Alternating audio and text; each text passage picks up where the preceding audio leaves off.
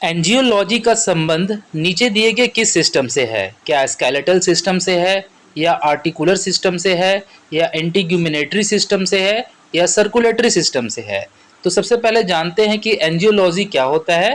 तो एंजियोलॉजी का मतलब होता है ब्लड वेसल की स्टडी करना। अब बात कर लेते हैं ऑप्शन के बारे में। तो स्केलेटल सिस्टम जो है वो बोन से रिलेटेड होता है, आर्टिकुलरी सिस्टम है जॉइंट से रिलेटेड है, और इंटेग्यूमिनेटरी सिस्टम स्किन से रिलेटेड है। लास्ट बच जाता है सर्कुलेटरी, और सर्कुलेटरी सिस्टम में ब्लड जो है उसका इंपॉर्टेंट पार्ट है। So here option D is the right answer. Angiology जो है वो सर्कुलेटरी सिस्टम से संबंध रखता है। आज के इस वीडियो में सारे क्वेश्चन जो है वो टर्मिनोलॉजी, सेल एंड टिश्यू से रिलेटेड होंगे, इसीलिए ह्यूमन एनाटॉमी एंड फिजियोलॉजी का ये वीडियो आप जरूर देखें। एग्जामिनेशन पॉइंट ऑफ व्यू से सबसे ज़्यादा इंपॉर्टेंट है। अब बात कर लेते हैं कि एनाटॉमी का मतलब क्या होता है। दूसरा क्वेश्चन आपका, ह्यूमन बॉडी पार्ट के स्टडी को एनाटॉमी कहा जाता है। तो इस प्रकार यहाँ पे ऑप्शन सी सही हो रहा है। So here option C is the right answer. आपका अगला क्वेश्चन ये है कि उस साइंस को क्या कहते हैं जो बिनाइन ट्यूमर को डील करता है। बिनाइन ट्यूमर का मतलब हुआ कि ऐसा ट्यूमर जो कि ठीक हो सकता है, और मैलिगन ट्यूमर उसका उल्टा हुआ जो कि ठीक नहीं हो सकता है।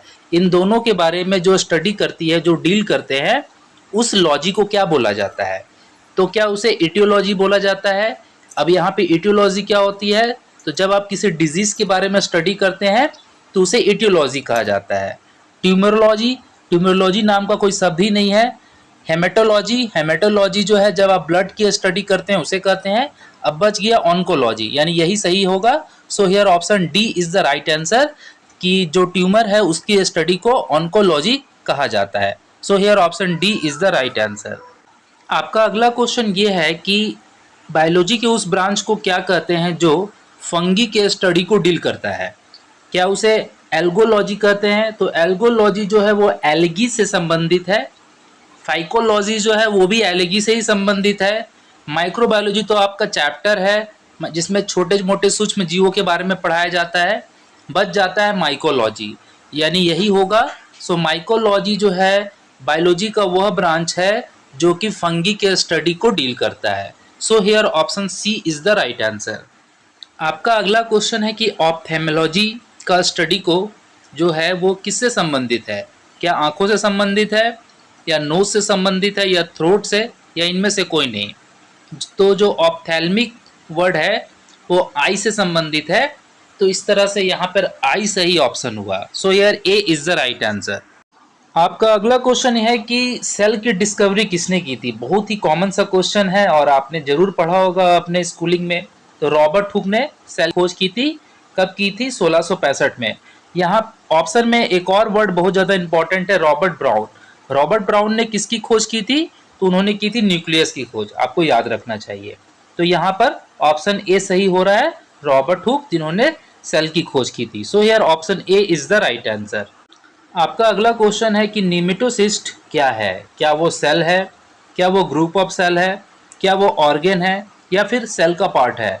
तो आपको मैं बता दूं कि जो नेमेटोसिस्ट है वो एक प्लांट सेल का एग्जाम्पल है, यानी यहाँ पर ऑप्शन ए सही हो रहा है। यानी कि नेमेटोसाइट जो है वो सेल कैटेगरी के अंतर्गत आता है। So here option A is the right answer. आपका अगला क्वेश्चन ये है कि सेल वॉल में क्या मौजूद होता है? तो आपने जरूर जाना होगा कि सेल वॉल किससे बना होता है? सेल्यूलोज से। ये तो सब जानते हैं। अब बताइए कि सेल्यूलोज का टाइप्स क्या है, और इसके अलावा सेल वॉल में और क्या रहता है, तब आपका ऑप्शन सही हो जाएगा। तो सेल वॉल जो है उसमें कंसिस्ट रहते हैं लिग्निन, हेमीसेल्यूलोज, पैक्टिन और सेल्यूलोज, यानी यहाँ पर ऑप्शन बी सही हो रहा है। So here option B is the right answer.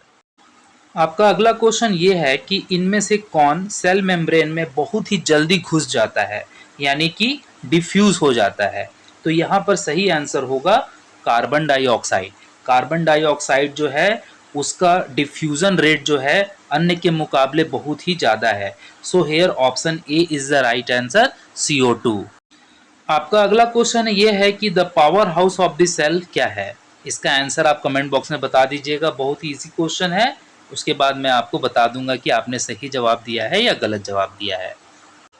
आपका अगला क्वेश्चन ये है कि सेल के अंदर में मॉडिफाइंग करने का, सॉर्टिंग करने का और पैकेजिंग करने का काम कौन करता है?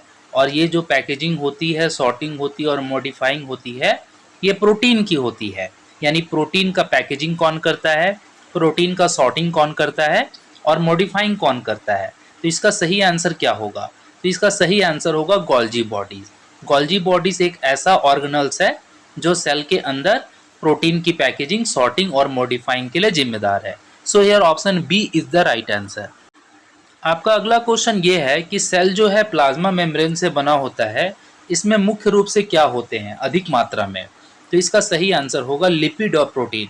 यानी सेल का जो प्लाज्मा मेम्ब्रेन वाला पार्ट है वो लिपिड और प्रोटीन से बना होता है। So here option D is the right answer. Next question में आपसे पूछा जा रहा है कि ग्लाइकोलाइसिस किस जगह पर होती है? क्या वो माइटोकॉन्ड्रिया के अंदर होती है, साइटोप्लाज्म में होती है, एसईआर में होती है या न्यूक्लियस में होती है? तो ग्लाइकोलाइसिस का मतलब होता है कि ग्लूकोज के जो अणु हैं वो टूटते हैं। यानी इसका पहला स्टेज है ग्लूकोज के टूटने का और ये होता है साइटोप्लाज्म में। सो हियर ऑप्शन डी सही हो रहा है कि ग्लाइकोलाइसिस की जो प्रक्रिया है वो साइटोप्लाज्म में होती है। So here option B is the right answer.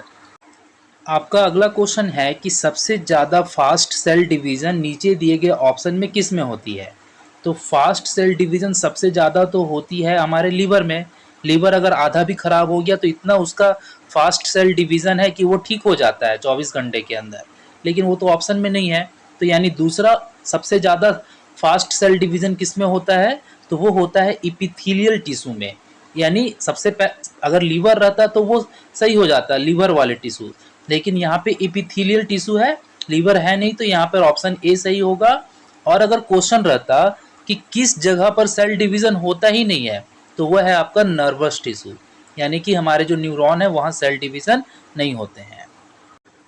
आपका अगला क्वेश्चन ये है कि गोल्जी एपरेटस का क्या फंक्शन है? तो गोल्जी एपरेटस का फंक्शन है ट्रांसपोर्ट ऑफ प्रोटीन। इसमें बच्चे कंफ्यूज हो जाते हैं। जैसे पहले एक क्वेश्चन आया था उसमें गोल्जी बॉडीज था, तो गोल्जी बॉडी क्या करता है? पैकेजिंग करता है प्रोटीन का, और गोल्जी एपरेटस क्या करता है? प्रोटीन का ट्रांसफर करता है। तो इसलिए यहाँ पर ऑप्शन डी सही हो रहा है। So here option D is the right answer. आपका अगला क्वेश्चन ये पूछा जा रहा है कि इनमें दिए गए किस ऑर्गेनल्स में जो प्रोटीन खराब हो जाती है या डैमेज हो जाती है उसका डिग्रेडेशन कर दिया जाता है, यानी उसे खत्म कर दिया जाता है? तो आप लोग में से बहुत सारे सोच रहे होंगे लाइसोसोम होता है, क्योंकि लाइसोसोम को सुसाइडल बैग भी बोला जाता है, लेकिन वो पूरा सेल को ही मार डालता है। लेकिन अगर सिर्फ प्रोटीन खराब हुआ है तो उसे प्रोटीसोम, यानी कि ऑप्शन डी प्रोटीसोम, ये सही हो रहा है। ये जो है ये फॉल्ट वाले प्रोटीन को ख़त्म करता है। आपका अगला क्वेश्चन ये है कि राइबोसोम जो है अपने साइट पर किस चीज़ का प्रोडक्शन करता है? क्या वो न्यूक्लिक एसिड का प्रोडक्शन करता है, विटामिन का करता है, क्रोमोसोम का करता है या प्रोटीन का करता है? तो राइबोसोम जो है वो प्रोटीन का प्रोडक्शन करता है। आपका अगला क्वेश्चन ये है कि नीचे दिए गया कौन सा माइक्रो ऑर्गेनिज्म प्रोकैरियोटिक के अंतर्गत आता है? अब आप सोच रहे होंगे कि प्रोकैरियोटिक और यूकैरियोटिक तो आपने 8 में पढ़ा होगा। चलो इसको थोड़ा बता दूं कि प्रोकैरियोटिक उसे कहते हैं जिनका न्यूक्लियस वेल डिफाइन नहीं होता है। तो यहाँ पर बैक्टीरिया जो है इसका न्यूक्लियस वेल डिफाइन नहीं होता है। सो यहाँ पर ऑप्शन सी सही हो रहा है कि बैक्टीरिया प्रोकैरियोटिक है, और बाकी के जो 3 जो ऑप्शन आपको दिख रहे हैं यूकैरियोटिक के अंतर्गत आते हैं। So here option C is the right answer.